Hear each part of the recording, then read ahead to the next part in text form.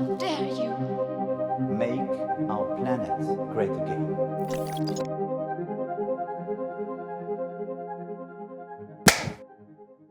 La crise sanitaire a provoqué une crise globale d'une grande ampleur. La récession économique et les dispositifs de relance font exploser le déficit et les dettes publiques. La dette Covid. Cette dette Covid, les dirigeants sont tentés de nous la faire payer, le quoi qu'il en coûte. Il faut maintenant le rembourser. Pourtant, certains se sont enrichis durant la crise de la Covid-19. La fortune des milliardaires français a augmenté de 175 milliards d'euros de mars à décembre 2020. L'équipe des milliardaires français totalise plus de 510 milliards de dollars. Alors plus d'un an après le premier confinement, un an après les nombreux appels pour un monde d'après plus sobre et écologique, quelles leçons pouvons-nous tirer de cette crise ? Quel bilan pouvons-nous faire des politiques face à cette situation exceptionnelle ?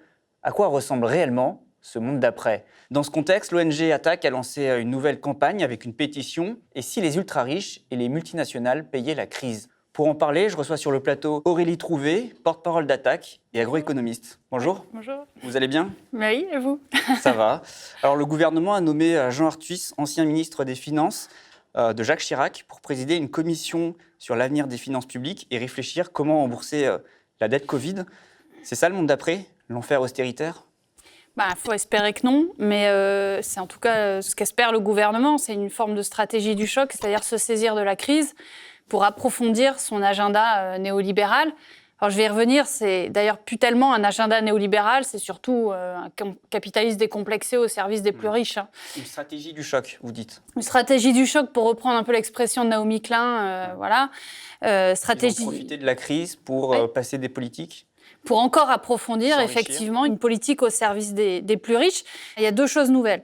À mon avis, ou en tout cas plus importante qu'avant, c'est qu'on n'est plus dans l'idée d'un néolibéralisme, d'autorégulation des marchés, où l'État n'interviendrait pas trop. En fait, on a quand même plusieurs centaines de milliards d'euros de dépenses publiques rien qu'en France, sauf que cette dépense publique, elle a été mise au service des plus riches ou des entreprises, essentiellement, puisque vous voyez que, par exemple, dans le plan de relance, il y a 1% qui vise les plus précaires.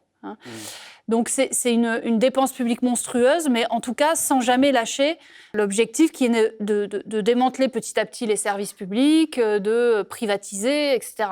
Donc c'est une intervention publique très forte, donc on n'est plus vraiment dans le néolibéralisme économique pur jus, mais cette fois-ci avec un État mis au service des plus riches, ce qui fait qu'aujourd'hui, on a quand même une crise qui, effectivement, vous le dites, permet d'augmenter massivement la fortune des plus riches.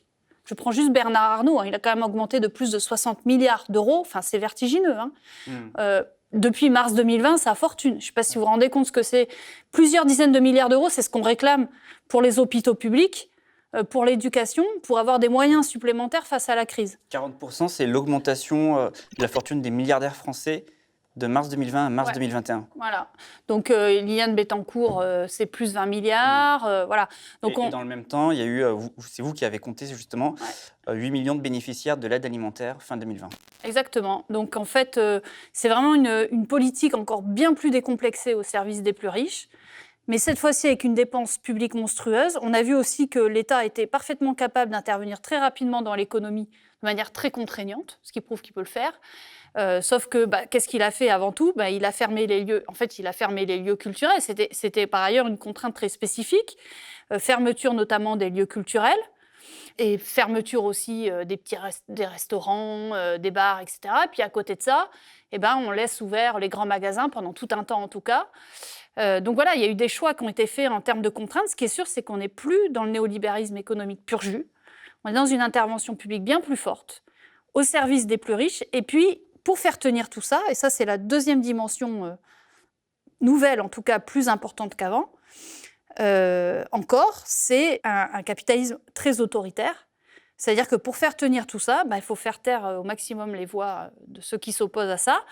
Et donc, c'est la loi sécurité globale, et puis c'est la loi sur le séparatisme, c'est-à-dire on étouffe les libertés publiques, la liberté d'informer, la liberté de s'exprimer, que ce soit pour les journalistes ou par exemple à l'université. Moi, je suis universitaire, vous avez vu tous les discours sur l'islamo-gauchisme, etc.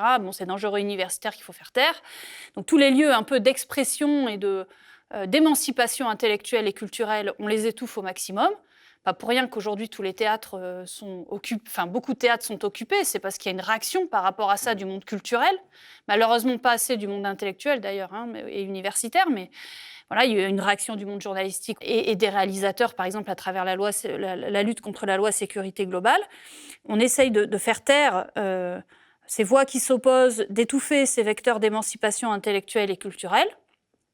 Et puis, on essaye de diviser aussi la population par des projets de loi comme celle sur le séparatisme, qui stigmatisent d'abord une population bien précise, qui est celle des musulmans, et qui est une manière de diviser, de faire diversion, et en plus, voilà, de diviser la population, ce qui marche. C'est ça le monde d'après, finalement.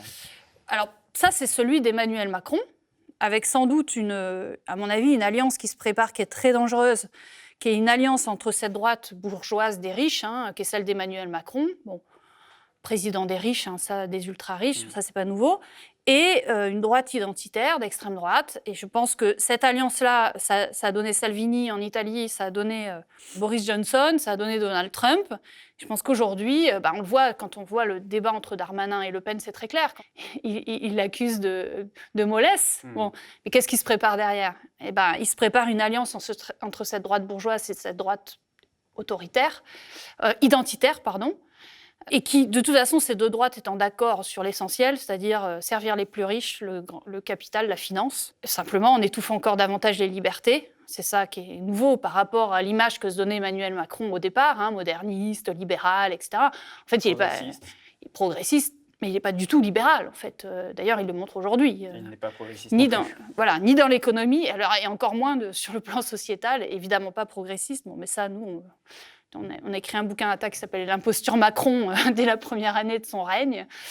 Bon, là, voilà, de toute façon, rien que déjà dans sa campagne, on pouvait le deviner qu'il n'était pas progressiste. Par contre, qu'il renforce à ce point-là la dimension autoritaire, bon, ça pouvait se prévoir, mais voilà, là, il y a une vraie offensive qui est, à mon avis, extrêmement dangereuse, qui fait que des associations, des organisations syndicales et associatives comme ATTAC et bien d'autres organisations syndicales et associatives, on s'est retrouvés sur ces questions-là, alors qu'au départ, on est moins là-dessus, par exemple, l'attaque sur les libertés publiques, mais sauf que là, on est vraiment... Enfin, voilà, on attaque le cœur. Parce que ça va permettre justement de faire passer toutes ces réformes derrière, notamment les réformes structurelles, les plans de rigueur. Emmanuel Macron, il pourrait être tenté de nous faire rembourser la dette Covid, qui est estimée à 234,8 milliards d'euros sur 2020. Ouais. Et puis là, il nous annonce 400 et quelques... Bruno Le Maire nous a annoncé 400 et quelques... d'ici fin 2021. Bon, voilà. Donc, effectivement, l'idée, c'est de faire payer, non pas les grands profiteurs de la crise, c'est-à-dire ces milliardaires, les 1% les plus riches. Milliardaires de plus, dont le fondateur du laboratoire Moderna. Voilà, c'est quand même incroyable. D'un côté, il se passe ça. Donc, on se dit, le gouvernement dit on ne va pas faire payer les vrais profiteurs de la crise. Parce que justement, ils ont eu des plans de relance, mais il n'y a eu aucune contrepartie. Ou très faible, extrêmement faible, parce que le gros des aides, c'est les aides au chômage partiel. Il n'y a pas de conditionnement là-dessus, sur les aides au chômage partiel. Et puis sur le reste du plan de relance, voilà, des conditions.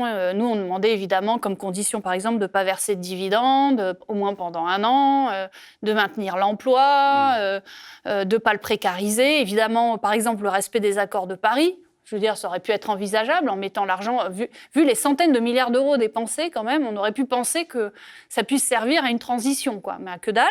Mais à côté de ça, c'est surtout à qui on va faire payer la note, parce que c'est ça qui est important pour le gouvernement, c'est faire payer la note aux chômeurs à travers l'assurance, le projet de loi assurance chômage. C'est aussi des réformes structurelles qui nous attendent. Voilà, le projet de loi assurance chômage et le projet retraite, qui est toujours sur la table pour Bruno Le Maire et pour le gouvernement. Voilà. Donc, c'est faire payer la crise aux plus précaires, en l'occurrence les premières victimes de la crise, ceux qui ont essuyé les plâtres un peu au milieu, parce que c'est quand même les classes défavorisées, les premiers de corvée, les sans-logis, les migrants qui ont été les premières victimes de cette crise, dans les personnes vulnérables. Alors, évidemment, les personnes les plus âgées, mais aussi dans les personnes vulnérables, c'est les classes et c'est les quartiers populaires. Voilà, là, on est en Seine-Saint-Denis. C'est quand même c'est le département le plus touché, mais c'est pas pour rien. Ouais. Voilà, c'est sûr que c'est pas à Auteuil-Neuilly-Passy qu'aujourd'hui il y a les plus gros taux de contagion. Voilà. Le service public également pourrait être affaibli dans la rigueur. Bien sûr. Alors, c'est ça qui est incroyable, c'est croyable puisque c'est tout à fait logique dans la politique du gouvernement, c'est-à-dire qu'ils ont préféré ne pas verser quelques dizaines, ils ont versé plusieurs centaines de milliards d'euros quand même en plan de sortie, voilà, le quoi qu'il en coûte, mais ils ont refusé de verser les quelques dizaines de milliards d'euros qui étaient indispensables pour remettre à flot les hôpitaux publics ou pour faire en sorte qu'il y ait des conditions sanitaires à peu près potables dans les universités. Parce que je peux vous dire qu'à l'université, comment vous dire, on n'est absolument pas... Enfin voilà, c'est... Parce que c'est ça aussi, pendant la crise sanitaire, ce qu'on a vu, c'est qu'on avait besoin des services publics pour faire face à la crise.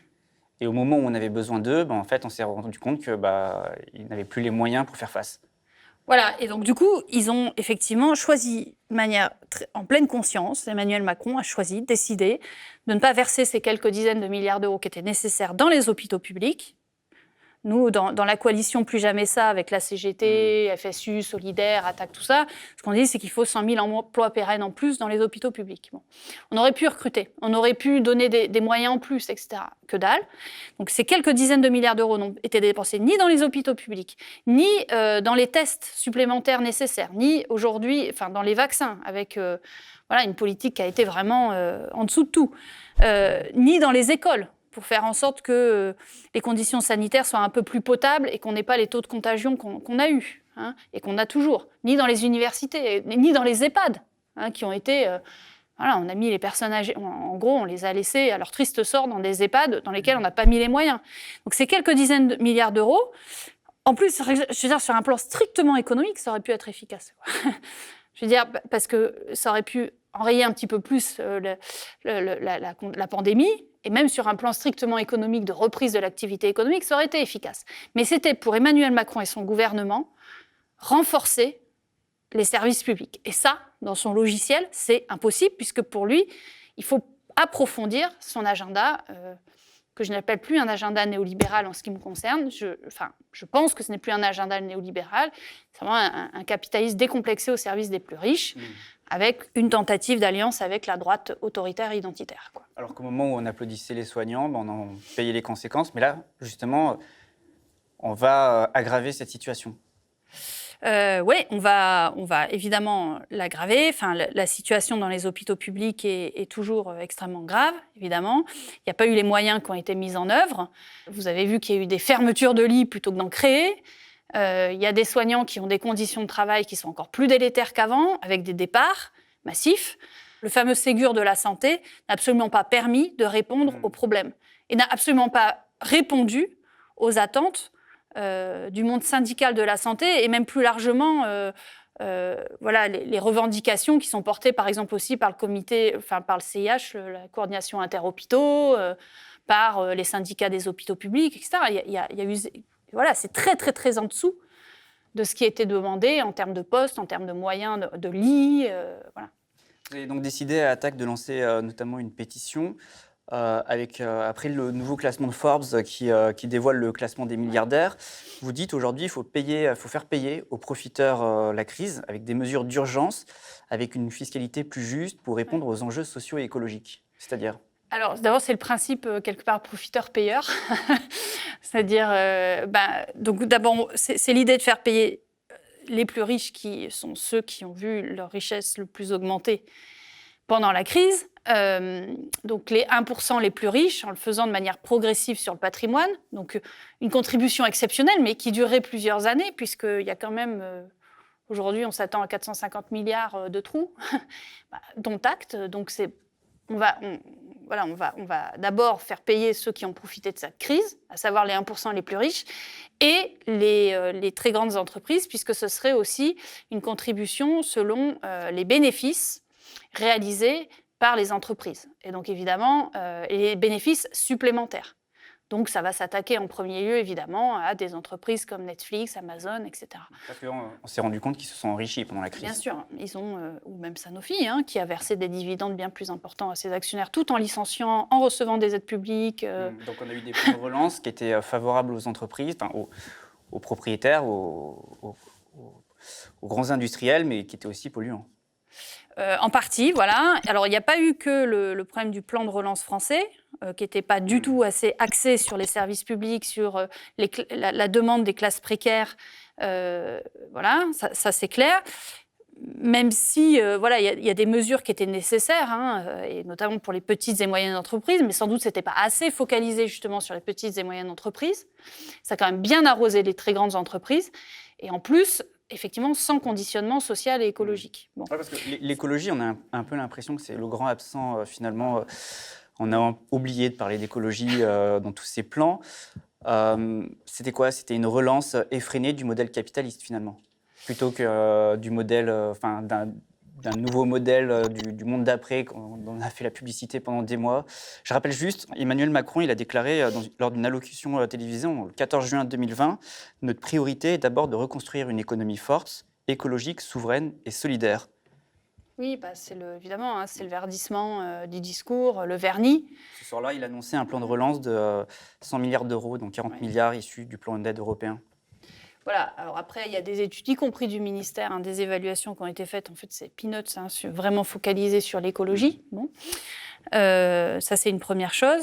Donc oui, et la deuxième chose, c'est que la fameuse loi climat qui était censée être, vous avez vu, qui vient de passer, hein, la fameuse loi climat qui était censée répondre à tout ça, et évidemment... C'est-à-dire aussi les mesures de la Convention citoyenne pour le climat. Exactement, qui est très au rabais, alors que cette Convention citoyenne pour le climat, d'un certain nombre de citoyens tirés au sort, est arrivée à des conclusions, je trouve, ambitieuses, très intéressantes, éclairées, mais voilà, qui ont subi maintenant le fameux filtre d'Emmanuel Macron et de son gouvernement. Et donc, on se retrouve avec une loi totalement au rabais, qui est aujourd'hui décriée par tous les organismes ou les organisations un peu sérieuses sur la question, quoi. D'ailleurs, à l'époque, donc toujours en juin 2020, il avait déclaré aux citoyens, Emmanuel Macron, le temps est venu d'agir, de placer l'écologie au cœur du modèle économique.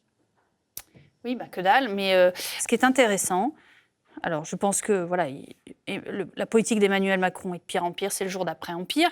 Ce qui est intéressant, c'est de voir d'abord qu'il se passe d'autres choses ailleurs. C'est le cas aux États-Unis, avec Joe Biden, même si ce n'est pas la révolution, mais n'empêche qu'il y a vraiment un changement de cap, que n'épouse pas du tout le gouvernement en France, hein, mais qui est vraiment vers l'idée d'un Green New Deal, même si on peut le trouver insuffisant. Il y a quand même un vrai changement de cap sur à la fois la redistribution sociale et sur la transition écologique, hein, avec des investissements de long terme et une politique, entre guillemets, un peu keynésienne, à nouveau décidée, hein, en faveur de cette redistribution, d'investissements publics, en faveur de la transition agroécologique. Je dirais que le deuxième aspect positif, selon moi, positif, qui peut être porteur d'espoir, c'est que justement, les gens, en France, ailleurs dans le monde sans doute aussi, se sont rendus, j'espère en tout cas, ont conscience que d'abord on peut changer très vite nos manières de produire et de consommer, c'est-à-dire en un rien de temps, en fait, en une période très courte, on a fortement réduit notre empreinte écologique au moment du confinement, ce qui veut dire aussi qu'on peut changer les choses assez rapidement, à condition de décisions fortes. C'est-à-dire qu'il faut aussi revoir nos besoins, il faut produire, consommer moins. Voilà, autrement. Autrement, moins au niveau global. Et décider aussi quelles sont les activités essentielles. Exactement. Alors, après, on n'aura pas d'autre choix qu'une diminution de la consommation énergétique et matérielle à un niveau global, en tout cas en France. Je veux dire, si tout le monde consomme comme un Français moyen dans le monde, c'est la catastrophe, encore pire qu'aujourd'hui. Donc, c'est absolument pas, on a une consommation absolument pas durable au niveau global. Mais évidemment, ceux qui ont à réduire leur consommation, c'est avant tout les plus riches, en fait. C'est eux qui ont l'empreinte écologique la pire. Et puis, évidemment, à côté, vous avez aujourd'hui toute une population qui est en précarité énergétique et matérielle. Donc, il ne s'agit pas pour tout le monde de réduire. Mais vous voyez bien le lien avec la question sociale, quoi. C'est-à-dire que réduire les inégalités de richesse, c'est déjà aussi aller dans le sens de ce changement de mode de consommation, ne serait-ce que parce que ce sont les plus riches qui, par leur mode de consommation, tirent tout le monde vers un modèle complètement insoutenable. Voilà. Et oui, par contre, il faudra... en fait, on n'a pas plusieurs dizaines d'années, on a quelques années pour bifurquer totalement sur le plan des modes de consommation et de production, en acceptant de diminuer cette consommation à un niveau global. Je nuance selon les classes sociales, parce que je vois bien, par exemple, mes camarades syndicaux, à juste titre, dire « Ah, mais attention, il y en a qui sont dans la précarité énergétique matérielle. » Oui, ce n'est pas eux qui vont réduire. Mais en l'occurrence, oui, il va falloir globalement réduire le nombre de vols et les distances de vols aériens. C'est pas la tendance. De vol... Pardon ? C'est pas la tendance. Il y a eu 7 milliards d'aides à Air France, justement en juin 2020. Alors, ce qu'on aurait pu décider, par exemple, c'est qu'on réduise fortement, on aille vers une réduction du trafic aérien, vers une réduction du trafic automobile, de la construction des routes. Aussi des plans de relance. Voilà. Alors, vous allez me dire, la réponse, évidemment, vous avez des syndicats qui répondent, bah oui, il y a des emplois. Bah, par exemple, on aurait pu appliquer la semaine de 32 heures, voire de 30 heures, d'ores et déjà dans ces secteurs-là, à emploi à revenu constant. Bah, voilà, pourquoi pas déjà appliquer cette politique de partage du temps de travail déjà dans ces secteurs qui ont besoin de réduire leur activité. Et puis ensuite, il faut, et c'est ce qu'on dit avec la plateforme Plus Jamais Ça, il faut absolument prévoir une transition de ces emplois et de ces secteurs vers d'autres secteurs de transition écologique. Alors c'est le transport ferroviaire, qui n'est absolument pas soutenu aujourd'hui par le gouvernement. C'est le transport ferroviaire, c'est tout le secteur du recyclage des déchets, c'est le secteur des énergies renouvelables, de l'agroécologie, etc., où là, on peut créer des millions d'emplois, faire des centaines de milliers d'emplois, sans compter les services publics et tout un tas de secteurs de services qu'il faut absolument développer en faveur des besoins sociaux, les crèches, les écoles, dans les hôpitaux, dans les EHPAD, etc. Et ça, c'est empreinte énergétique très faible. Donc vous voyez, mais là, il faut réfléchir sur 10 ans, sur 20 ans. C'est un peu ce sur quoi commence à s'engager Biden, par ailleurs. C'est ça un vrai Green New Deal. C'est qu'est-ce que dans 5, 10, 20 ans, quel secteur il va falloir décroître et quel secteur il va falloir faire croître pour une transition écologique et sociale. C'est la question de la planification industrielle, finalement. Voilà, planification industrielle et écologique plus globalement, parce que ce n'est pas que l'industrie, c'est aussi développer certains services. Et effectivement, développer certaines industries, mais pas le développer tout azimut. Réfléchir le développement de l'industrie pour relocaliser, c'est vrai, une partie. Parce que, évidemment, si vous importez, vous pouvez avoir une empreinte très faible en faisant tout produire à l'étranger, quoi. Ça, c'est sûr. Donc, voilà, c'est la question aussi de la relocalisation industrielle, mais qui ne doit pas se faire n'importe comment. Voilà. Justement, d'ailleurs, en parlant de la relocalisation industrielle, il y a un peu moins d'un an, vous aviez à Attac sorti ce petit livre. À l'époque, vous donniez un petit peu les pistes pour répondre à cette crise. Presque un an plus tard, finalement, là, tout ce qu'on vient de dire, on n'a rien retenu, quoi. En France, non. Ouais. Voilà. Après, je suis convaincue que les rapports sociaux vont se tendre entre le gouvernement et une partie d'élites économiques et politiques qui ont intérêt à cette politique en service des plus riches, et de l'autre, une partie de la population qui voit bien quand même que cette crise profite aux plus riches, que la faiblesse des services publics a été mortelle, au sens propre du terme, que cette politique du gouvernement est mortelle au sens propre du terme, et tous les errements, le fait que les fractures sociales ont été exacerbées. La crise, finalement, est révélatrice d'une politique de casse sociale et écologique. Et j'ose espérer, et même j'en suis convaincue, que ces rapports sociaux vont se tendre et que... Voilà, alors qu'est-ce que ça va donner ? Ça peut donner le meilleur comme le pire. Ça peut donner l'extrême droite, qui est aux portes du pouvoir, ou une droite dure, Macron, New Look, autoritaire, identitaire, ce vers quoi il s'achemine, comme ça peut donner un changement de braquet vers la transition écologique et sociale. Mais enfin là, tout ça pose la question par ailleurs. Vous parlez de relocalisation écologique et solidaire, ouais. Parce que finalement, en fait, c'est la réindustrialisation des secteurs essentiels, c'est la relocalisation, c'est ça qui est vert, qui est écologique aujourd'hui. Il faut relocaliser. Enfin, on l'a vu, il y a eu la question des masques pendant la crise. Ouais. On allait chercher les masques en Chine, alors qu'on pouvait les produire en France, mais on n'avait pas les usines.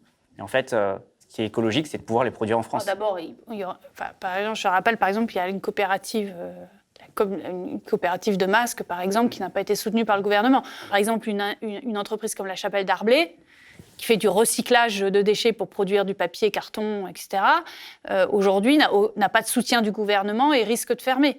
Donc, par ailleurs, il y a des industries aujourd'hui qui sont dans la transition écologique et qui ne sont pas soutenues par le gouvernement.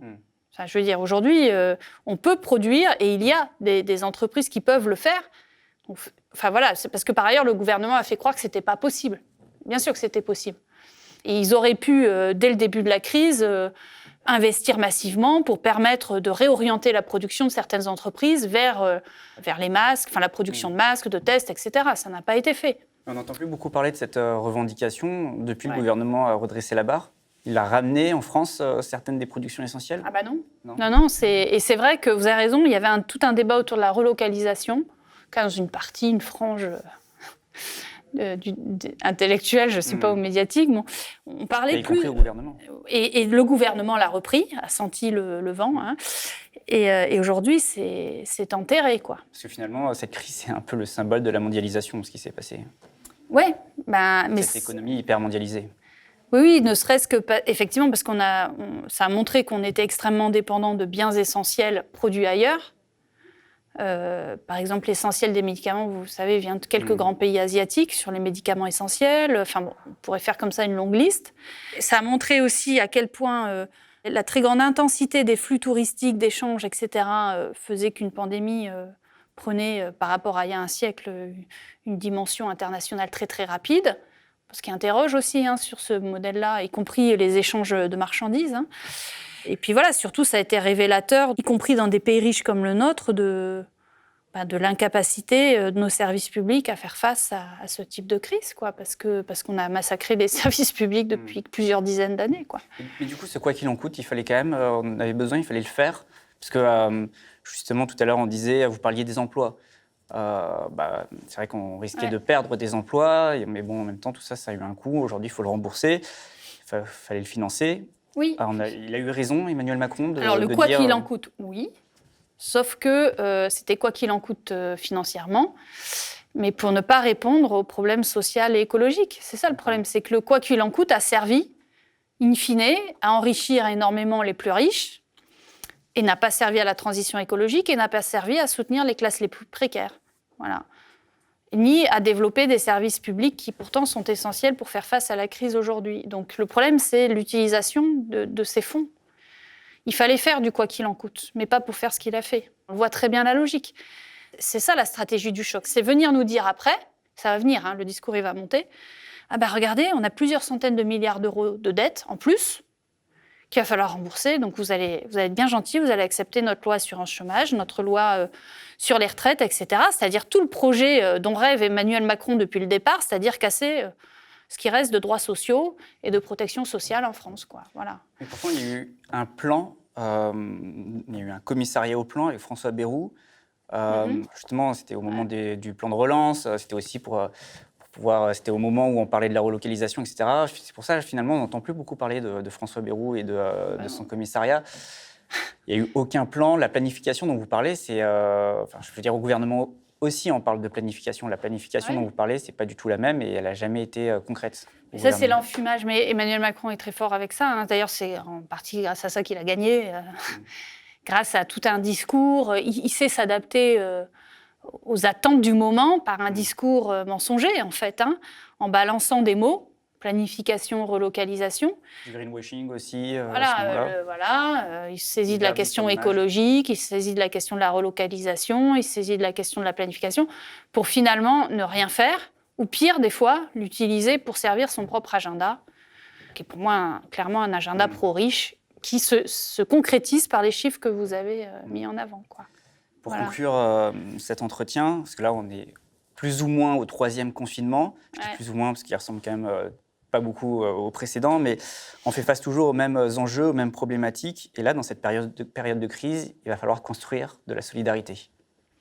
De la solidarité concrète, mais pour moi, il va falloir aussi construire des luttes sociales et écologiques qui permettent de renverser, ou en tout cas de renverser le rapport de force, en tout cas de peser bien davantage face à ce gouvernement. Et puis ensuite, sur le plan électoral, il va falloir aussi qu'il y ait un projet politique qui permette aussi de contrer de manière, sur un plan écologique, social et démocratique, ce qui est aujourd'hui mis en œuvre par le gouvernement. Donc c'est sûr qu'on a une immense lutte idéologique, culturelle, du côté des mouvements sociaux, mais aussi du côté des forces politiques, électorales à mener, qui est immense, mais alors il y a sans doute quelque chose qui est ressorti dans cette crise, c'est le besoin de radicalité, pour moi. À gauche, pour être clair. À gauche et dans la gauche écologique, on va dire ça.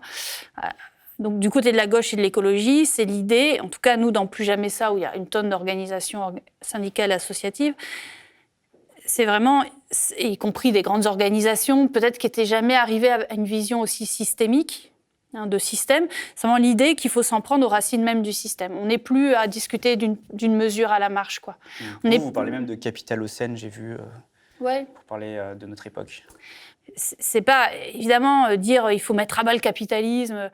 En tout cas, il faut rencontrer les dynamiques profondes, celles de l'exploitation. Parce qu'on voit bien que la politique aujourd'hui d'Emmanuel Macron, c'est plus seulement une politique néolibérale. C'est vraiment la logique profonde du capitalisme, c'est-à-dire l'exploitation toujours plus importante du travail, de l'humain et du vivant au service des profits du capital. Ça signifie que ce qui se passe aujourd'hui, les économistes pouvaient le prévoir ?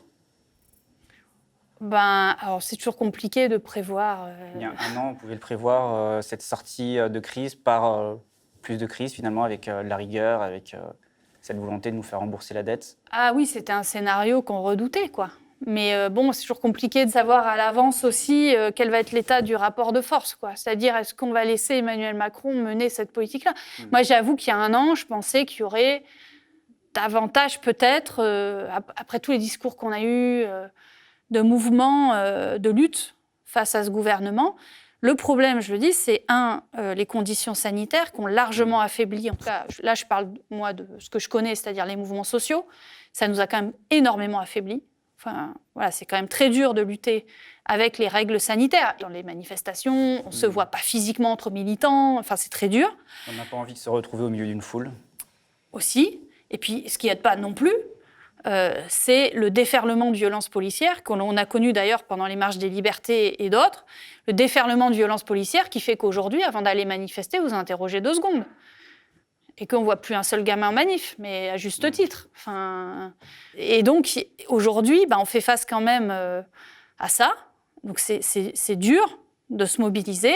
En même temps, je pense que les classes dominées, enfin les populations dominées, mettent sans doute peut-être plus de temps que les classes dominantes à réagir. Donc je pense qu'on va réagir, mais ça va prendre du temps. Un an après, j'ai l'impression qu'on est frappé d'amnésie finalement. Enfin, tout ce qu'on me disait il y a un an, on se projetait sur un autre avenir. Je parlais des revendications, de la relocalisation écologique, on n'en parle plus du tout. On sous-estime peut-être la capacité des élites économiques et politiques et du système capitaliste en général à se saisir des événements pour se renforcer. Et donc, en face, quand on lutte contre ça, quand on est du côté des dominés, en plus dans une période de crise sanitaire, de changement, de bouleversement profond, et ce carcan autoritaire qui est bien fait exprès, ce carcan autoritaire, ces mauvais débats qui puent sur l'islamo-gauchisme et tout ça, c'est très compliqué de faire face à ça, de remettre au centre la question du conflit capital-travail et capital-vivant. Voilà. Donc la question sociale et écologique, c'est très compliqué. Donc on va mettre du temps, mais en même temps, ce que je pense, c'est que les rapports sociaux vont se tendre. En tout cas, une partie de la population se rend bien compte de ce qui se passe. Voilà. Et après, pour moi, ce qui sera décisif, c'est notre capacité à converger autour de propositions radicales. C'est comment avoir un arc de force suffisamment large autour de propositions suffisamment radicales. Parce que converger pour un truc tout tiède, qui ne propose que le prolongement ou la modification à la marge de ce qu'il y avait avant, ça ne sert à rien. Donc voilà, donc c'est ce que nous, on construit entre organisations syndicales et associatives dans Plus Jamais Ça. Voilà. Mais quid par ailleurs du monde électoral, ça je ne donnerai... Voilà. Ok, je vous remercie Aurélie Trouvé. Je le rappelle pour ceux qui nous regardent mais qui préfèrent nous écouter, vous pouvez également retrouver ces entretiens en podcast sur les différentes plateformes d'écoute. Merci Aurélie Trouvé d'être venue sur le plateau du Média. Merci à vous. Trop nombreuses et trop nombreux sont celles et ceux à manquer d'informations sur la catastrophe écologique, à ne pas avoir les éléments qui permettent le déclic, la prise de conscience qu'aujourd'hui ça a commencé. Ce n'est pas du catastrophisme que de le raconter, que de décrire cette réalité. Nous vivons une ère d'effondrement écologique et de réchauffement climatique. Aux médias, nous mettons l'accent sur ce sujet, nous sommes plongés Dans les données, les faits qui détaillent l'ampleur du problème, nous essayons de vous en rendre compte parce qu'il est crucial de parler d'écologie, plus que jamais, alors que nous vivons une époque de pandémie, peut-être de confinement chronique, conséquence directe de cet effondrement écologique. Pour qu'on puisse continuer à en parler, aidez-nous, soutenez-nous.